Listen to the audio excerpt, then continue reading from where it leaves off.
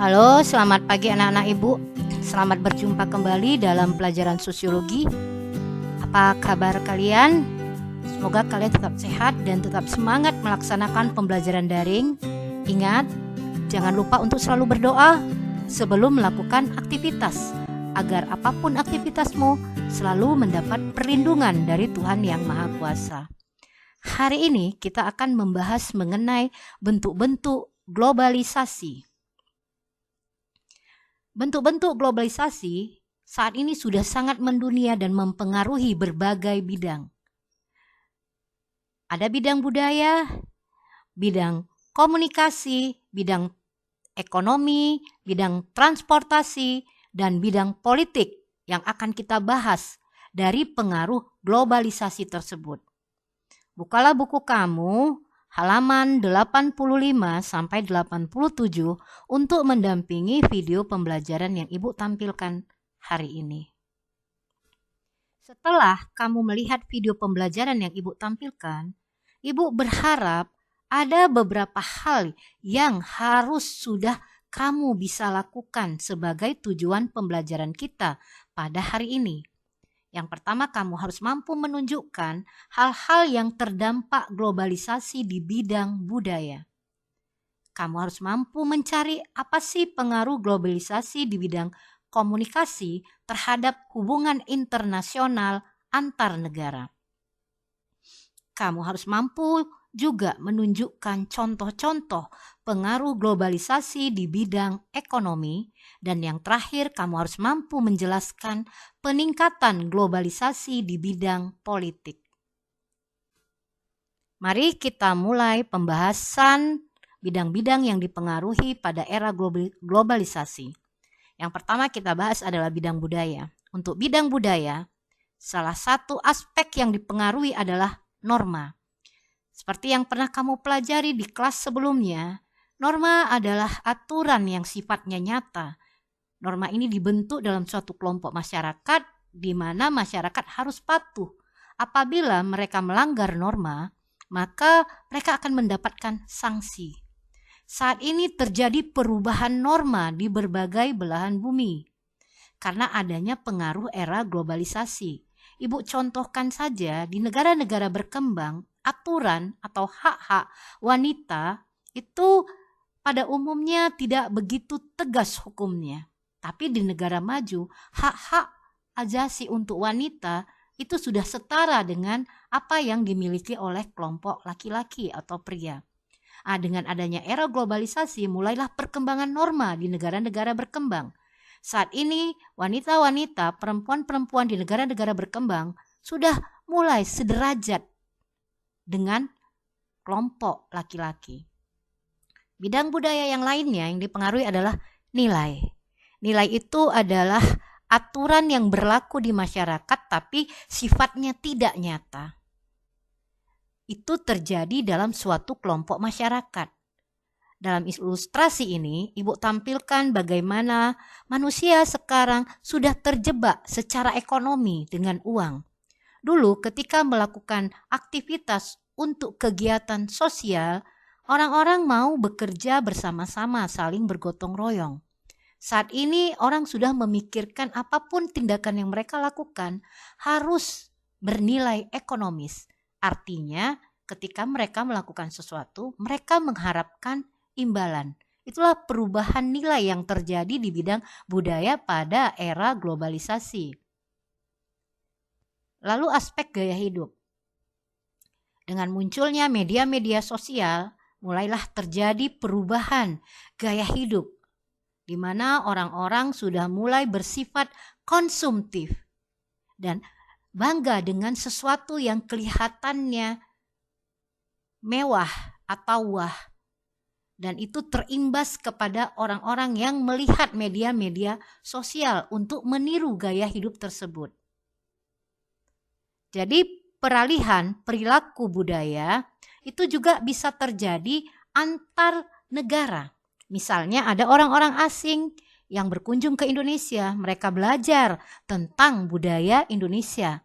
Atau sebaliknya remaja-remaja Indonesia itu menggemari artis-artis dari negara-negara di luar Indonesia. Dan mereka kemudian mengidolakan dan berusaha meniru pola gaya dari artis tersebut. Oke, jadi untuk bidang budaya, aspek yang dipengaruhi adalah norma, nilai, gaya hidup, dan perubahan atau peralihan perilaku budaya. Selanjutnya adalah bidang komunikasi. Dalam bidang komunikasi saat ini, itu seluruh dunia sudah mudah untuk saling berkomunikasi dalam waktu yang singkat. Walaupun negara-negara tersebut letaknya berjauhan. Ya, dengan adanya era komunikasi, itu dunia itu sudah bisa dikuasai oleh kegiatan dan aktivitas dari manusia. Banyak media-media sosial yang bermunculan yang dimanfaatkan untuk menjalin komunikasi antar negara. Berita dari satu tempat bisa nyampai ke tempat yang lain dalam waktu yang sangat singkat. Di era globalisasi, jarak dan waktu sangat dekat. Jadi di sini jarak semakin dekat dan waktu juga terasa semakin cepat. Selanjutnya adalah bidang ekonomi. Dalam bidang ekonomi terjadi perubahan yang sangat besar, di mana muncullah organisasi-organisasi ekonomi yang bertujuan untuk melakukan aktivitas demi keuntungan bersama. Di sini Ibu contohkan misalnya APEC, yaitu kerjasama ekonomi negara-negara di kawasan Asia Pasifik. Selain itu, di bidang ekonomi, orang sekarang sudah mulai lebih banyak menggunakan kartu-kartu yang kelihatannya lebih mudah untuk dibawa daripada membawa uang tunai. Jadi dengan kartu yang mereka gunakan, kartu debit, kartu kredit, dan kartu-kartu ATM juga saat ini sudah bisa digunakan untuk segala aktivitas. Misalnya membayar tagihan, mentransfer, berbelanja. Jadi tidak perlu lagi orang membawa uang tunai dalam jumlah yang banyak. Cukup mereka membawa kartu saja di dompetnya. Selanjutnya adalah penggunaan mobile banking. Jadi perbankan pun sekarang di era globalisasi sudah mulai menggunakan jaringan internet. Jadi kamu cukup pegang HP di rumah, lalu kemudian download mobile banking untuk aktivitas perbankan, di mana kamu sebagai nasabahnya, dari rumah kamu sudah bisa melakukan aktivitas dengan mobile banking tersebut. Jadi dengan ada mobile banking, kamu tidak perlu ke ATM dengan menggunakan kartu. Jadi sekarang jauh lebih mudah transaksi yang dilakukan melalui mobile banking. Dan terakhir di sini dalam bidang ekonomi, kamu lihat sekarang ilustrasi yang Ibu tampilkan di mana produk-produk dari luar negeri itu bisa dijual di negara-negara di seluruh dunia.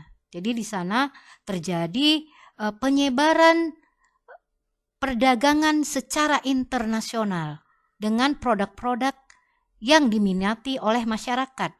Jadi kalau kita membelinya langsung dari luar negeri tentu membutuhkan biaya yang cukup tinggi dan harga produk tersebut pun cukup mahal karena di sana ada biaya transportasi.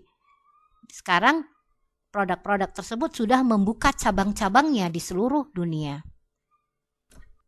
Selanjutnya bidang transportasi.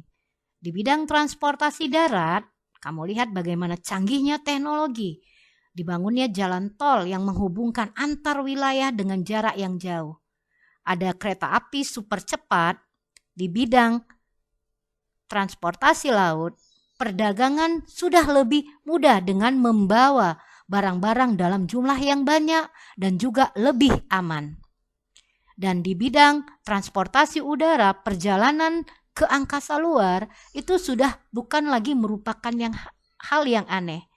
Satelit yang saat ini sudah banyak dipasang di angkasa luar itu sangat membantu dalam berbagai aktivitas di bidang ekonomi, di bidang komunikasi, bahkan di bidang pertahanan keamanan. Satelit sendiri sudah bisa mendeteksi bagaimana kandungan sumber daya alam yang ada di beberapa negara. Jadi untuk globalisasi transportasi, pengaruh yang sangat besar di sini adalah bidang perdagangan, ke migrasi atau perpindahan penduduk.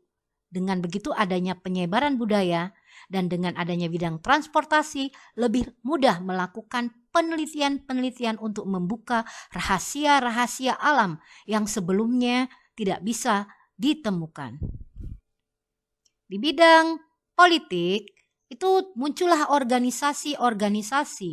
Ini Ibu tampilkan ada bidang politik adalah organisasi Liga Bangsa-Bangsa.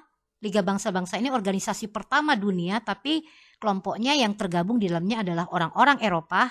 Setelah Liga Bangsa-Bangsa dibubarkan, muncullah Perserikatan Bangsa-Bangsa di mana anggotanya bukan hanya kalangan Eropa, tapi di seluruh dunia. Ada organisasi perdagangan internasional yang memberikan banyak bantuan kebijakan-kebijakan untuk aktivitas perdagangan. Lalu di bidang politik yang lainnya adalah adanya kelompok-kelompok yang berkumpul dalam kelompok pertahanan keamanan seperti misalnya NATO yang dipimpin oleh Amerika Serikat. Dan di bidang lingkungan muncullah organisasi-organisasi yang bertujuan untuk penyelamatan lingkungan di mana anggotanya terdiri dari aktivis-aktivis lingkungan di seluruh dunia. Oke, selesailah materi pembelajaran kita pada hari ini. Dan sebagai penutup, coba kamu perhatikan ilustrasi berikut yang Ibu tampilkan di mana ada seseorang yang membawa payung yang berjalan dalam sebuah jalan dengan ilustrasi benang yang tipis. Oke. Jadi, sebenarnya kondisi kita untuk menghadapi era globalisasi saat ini seperti orang yang sedang berjalan di jalan yang tipis dan terjal. Ayo, coba kamu jelaskan bagaimana cara kita menghadapi era globalisasi berdasarkan gambar ilustrasi tersebut.